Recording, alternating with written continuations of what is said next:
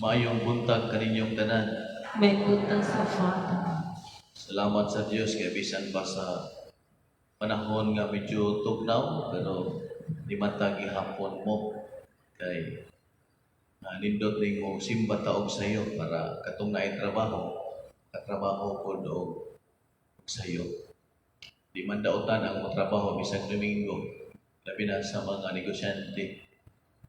You can pwede mo mo-apply sa iyong tindahan pero simbadaan. Kahit itong trabaho daan sa musimba. Nindot po itong pahulay sa takaron kay Domingo close sa itong tindahan. Ay para ang mga trabahante usab ang pahulay o they have also the time sa ilang pamilya. So, depende sa inyo ha. Basta ang pinaka-importante nga iuna nato ang Ginoo. Nindot sa ato ang pamalandong karon, muta na ta sa atong kaugalingon. Ang atong mga pamaagi ba sa Dios? Kay kasagaran 99% ang atong pamaagi baya tawhanon o yawanon. Apan ang pamaagi sa Dios kanunay nga langit nun. Pananglitan, kung ang tao makasala, labi na sa atong panahon karon, ang atong tendency nga tao, labi na ang tao kung may pagtuo Ginoo, we always condemn and we always judge the person. Inana ta ang atong pamaagi. Pero ang pamaagi sa Dios kanunay upadayag sa iyahang dakong gugma. Gani sa atong first reading, nangutana ang Ginoo kanato. Muingon kamo dili matarong ang akong paagi. Pamati kang katawhan sa Israel. Gisultian kita sa Dios karon. We are the new Israelites. Kita ang katawhan sa Dios. Dili ba matarong akong paagi? Dili ba ang inyong mga paagi maoy dili matarong? Ang sumpay pagyud ni ani ingon ang Ginoo. Kita is nangalagad na ta sa Ginoo, nangalagad na ta niya, pero naintindihan nato na mubiya pa ta sa atong pagpangalagad. Unya magpakasala ta. Matarong dili. Apan kung ang usa may patong wala nangalagad. Unya nakahinulsol unya nangalagad sa Ginoo.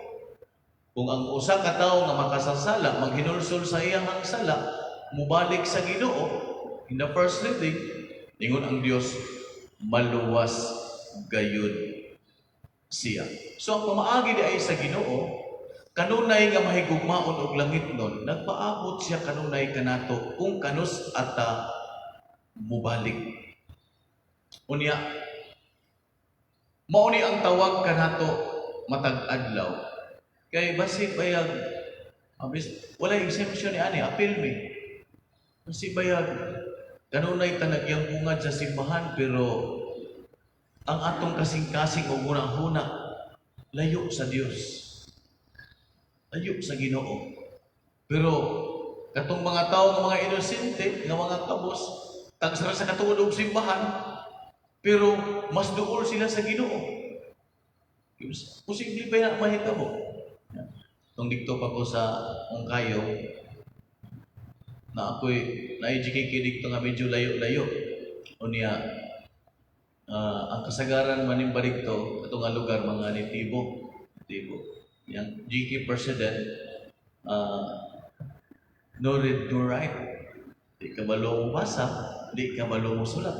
Pero, presidente sa GKK, nitibo, maayong tao, karawa ha. Wagi grado.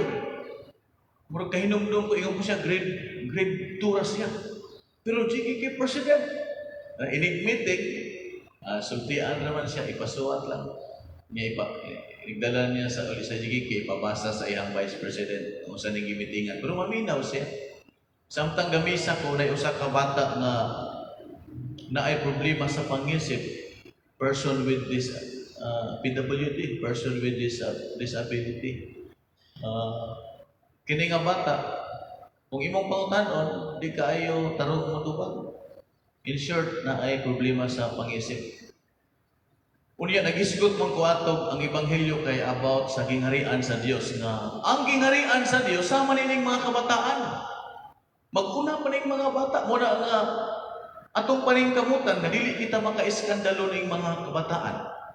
Kay kung makaiskandalo kita kanila, ingon ang Ginoo may panghigdan ang imong ulog bato kita ka dikto sa kailanman sa karagatan aron di ka makaiskandalo sa uban. Ya, ingon ko sa kong wali. Kaning mga bata kung mamatay ni diretso ni langit diretso ba? Kabalo mo. Naghuna-huna di ay itong PWD nga na ay problema sa pangisip. Murag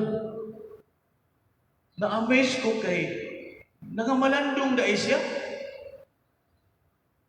Kalit siyang tindog. Ingon pa siya, Father, dili na mo diretso og punerarya? Dili mo agi og punerarya? Diretso gyud langit? Very simple na pangisip, no? May paning PWD. Kiniingon ko nga kaning mga kabataan, kung mamatay ni diretso ni langit. Father, di na mo agi sinpita? Kinaagi punerarya? Simple nga ang pangisip. Kanya kining bataa, monthly mass, naagi ni siya, di gid mo absent. Kanya nangutana ko, asa ni nagpuyo?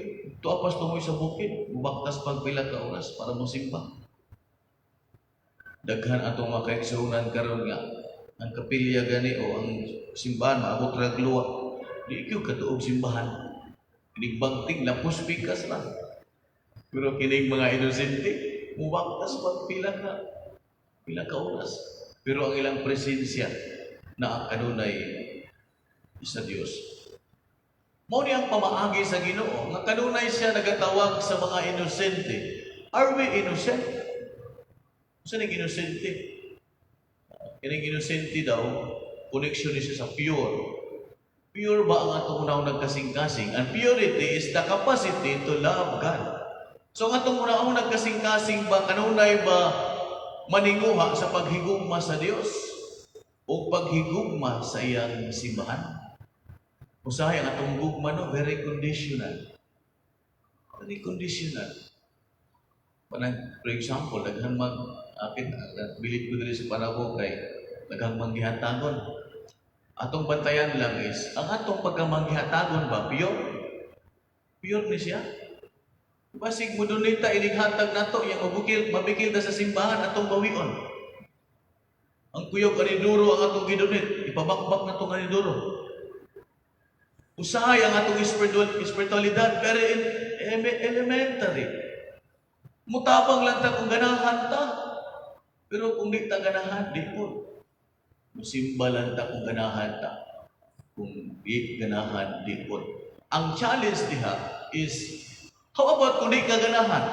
Sa mga panahon nga di ka mubati gugma, na ba kay gahapon panahon sa Dios? Mao ni ang challenge karon. Dili ta magpabilin nga elementary ang atong sa man elementary nga spirituality. Kana bang usa ka bata imo tagag dulaan, ganahan kay na siya. At tibok adlaw malingaw kay na, pero tibok adlaw dula mapul-an na siya, iyan ang kuaan o ligid, iyan ang tamakan, di na siya ganahan ana. Mangita na siya galaing dulaan. Ingon ana usahay atong pagpangalagan. Apan gitawag kita sa Dios nga mulambo ang atong pagpangalagan. True to life experience na ang usa ka pari nagmisa di na ko itugan ko asa nga parokya. Kaya daghamag mga sobre usay katong mapay pandemic, abi na diri panapos siguro daghang mga sobre. Unya naipit siguro pagbasa, wala na basa sa pari kay naipit man naduha ba. Sus kay ang katong tag-iya sa nagpamisa kay perting sa kay wa nabasa iyang pangalan. Giyawa-yawa niyang pare pagkahuman. Na-intriga ang pare, no-spook kay sa pilang biniyang gihalan yun. Giukam sa pare ito sa iyang kwarto. Sus, ang nagpamisa taon nga giyawa-yawa ang pare. Kawala mong pilay sulod, halos gistipliran pa yun, halos di pa abre. 20 pesos, kunot-kunot pa yun. Estila no. Usahay ganahan ta nga i-mention kanuna atong pangalan.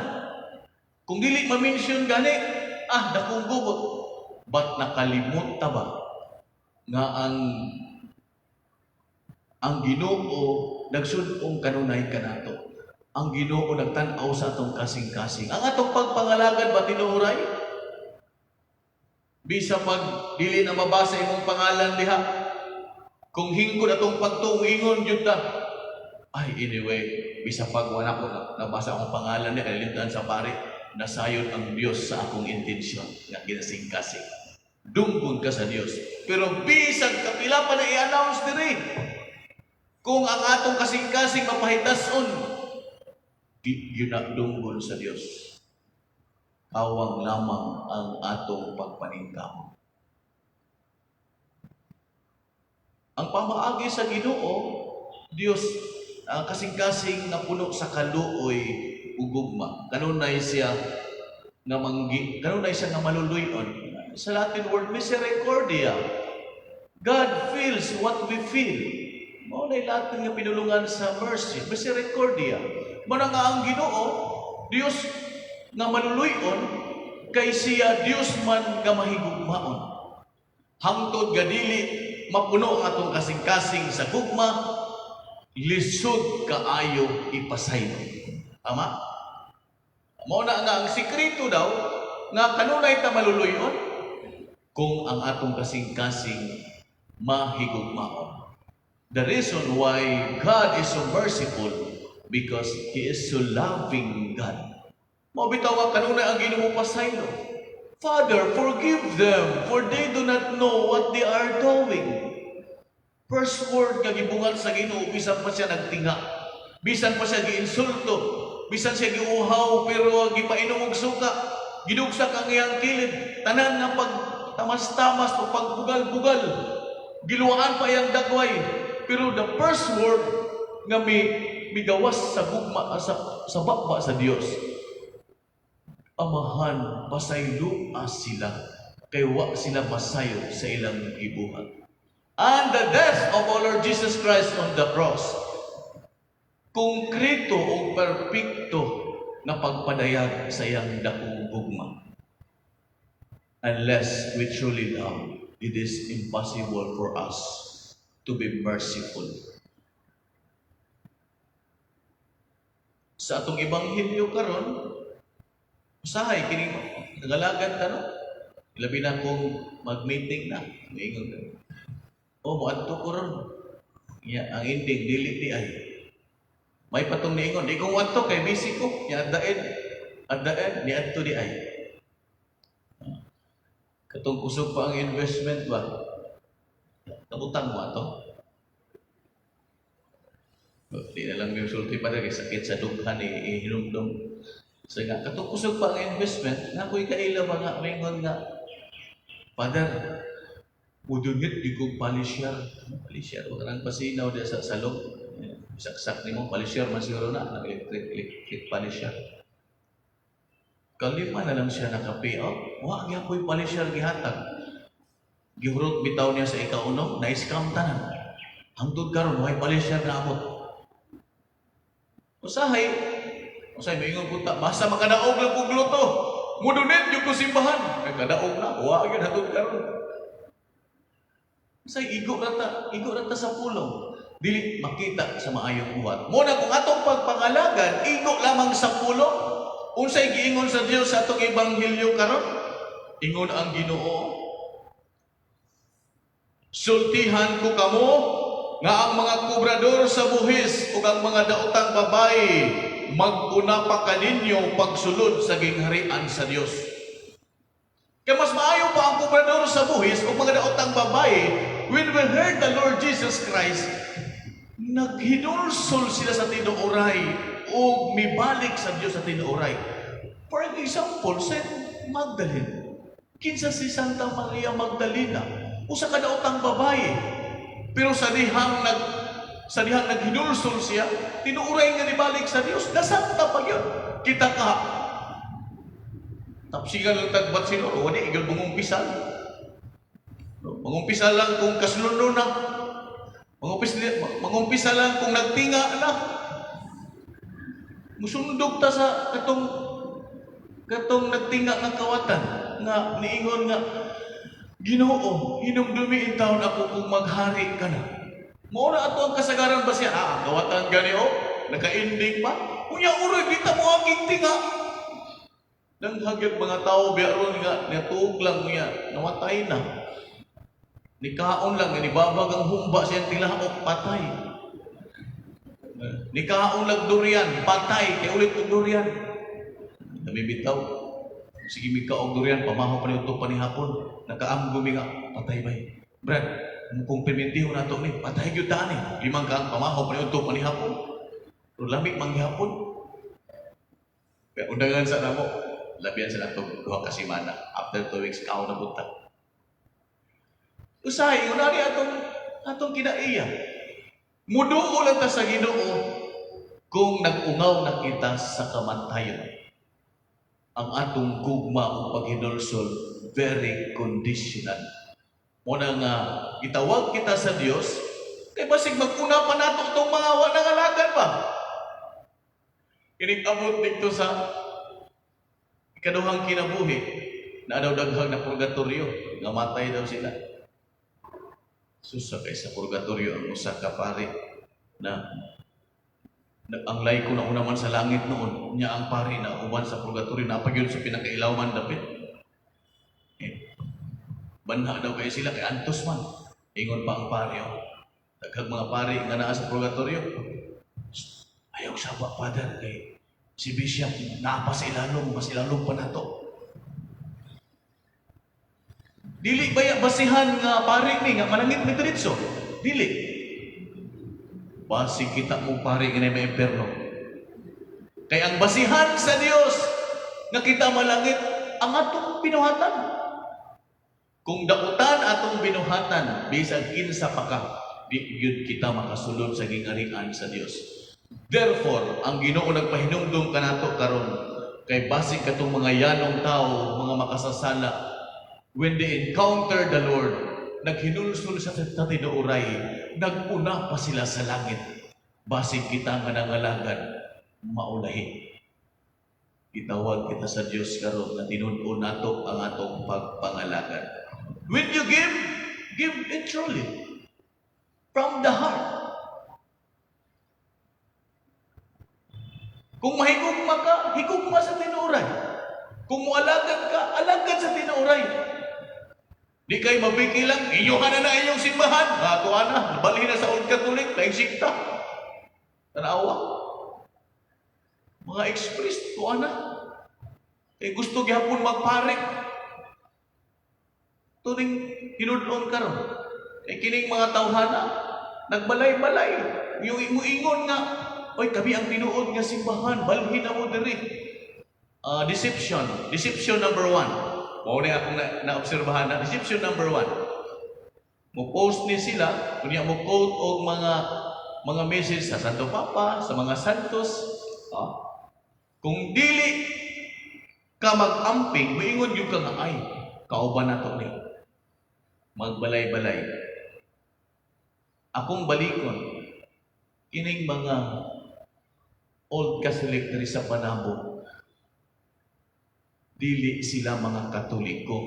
They are Protestant. They are just using the word Catholic. Kung mubalhin pa ta nila, awa matay pinagsanay. You have all the freedom. But remember, ipahinumduman kita sa obispo. They are all excommunicated. Why is it that this group are excommunicated sa simbahan? Because they are bringing division to the church. Limang ka nang magbalay-balay, yung muingon nga, dali na mo. Ay, ng mga pari ninyo. Yung muingon sila nga, mas maayo na lang may, kaya misulti may si tinuod, kamo mga pari na, namoy tinaguan. Alahi, una nga istorya. Ato ding tinudon. Ako mismo, bitaw, as a CFD director, pamong ko natulog-tulog. Bisa pagkinsa ang masagasaan. Akong dipinsaan ang pagtulunan sa simbahan. Dili lang kami, mga CFD. Apel mo. Dako mo, tulubagon o responsibilidad sa Ginoo kini bitang to defend the deposit of faith. Dili lang kining grupuha bisag kinsa nga mga laing sikta nga musurang-surang nga mubudaot nato naatay katungod nga mudipinsa sa atong pagtuo. Di kay siper lang atong bakbak nya moingon dayon ta di ta maglabot-labot diha kay madamay pa ta diha. Ang atong kaakuhan mao ang paghatag kana bitong maglabot-labot sa kalinghukan sa simbahan. Akong balikon dako among mga ginikanan na amoy katungod sa pag-umol sa inyong mga anak. Sa akong misa sa GKK, naanak ko'y nadunggan nga ang iyang mga anak, iyang papa, mama, katoliko, pero iyang mga anak, tuwa, nagkabulag-bulag, tuwa na sila yung sikta. You see, yun sa nato pagpadako. Yun sa nimo pagpadako ang imong mga anak, nganong nagkabulag-bulag na. Kasi sinabuldaan ang atong pagtuo. Una kita mismo, ang Diyos gani, ipakamatyan ang simbahan ngayang gitukod. Kita karon atong pakamatyan. Bisag kung sa'y mahitabo, magpabilin ta pagkakatoliko.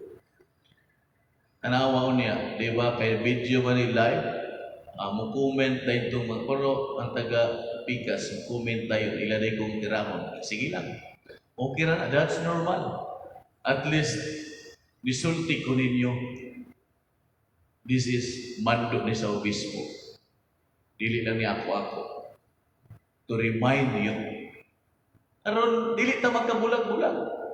Karong tuiga, bisa pag Year of Ecumenism karon, naapot ay kitang og Nostra Aetate o good relationship sa Katoliko ngadto sa ubang sikta, but hinumdumi. In terms nga ang atong faith mabutang sa kadelikado na atay katungod sa pagdipinsa ni ani. Ayaw paghilom-hilom. Sige ingon sa Ginoo, kinsa katong dili mo sulti sa iyang pulong, mahimo noong iwit sa gingharian sa Dios. Pagkamati ang imong pagtuo, bisan kung sa'y mahitabo, pabilin nga matinud-anon nga Katoliko. Di mao ni ang tinuod nga simbahan nga gitukod sa Dios. Ang atong mga kaigsuunan, huwag ay problema ta. Kung baptist ka, ay pagpabilin sa imong pagkabaptist, kunya ayaw, sige panintal sa uban nga, makalihin na ta, diri na ta, kay kami ang tinuod. Nganong sim kamong mga Katoliko, simba-simba mong ribolto, lahi na. Because, i-attack ng manimo ko sa'y tinuod. Pabilin mo pagka-baptist, pabilin mo pagka-Foursquare, ay mo sing pangdaot. At the end, you will be saved. Mamatay na lang ta ang atong mga pagdaot kanunay silang pagdaot sa ito ang mga Katoliko. Buhay pulos. Munang anining santos nga misa atong pangayoon sa Ginoo ang grasya nga hatagan ta og lig-on nga pagtuo o paghigugma aron mounong ta sa tinuod nga simbahan nga gitukod. Sa ngalan sa Amahan, sa Anak, sa Espiritu Santo. Amen. Manindog ang tanan.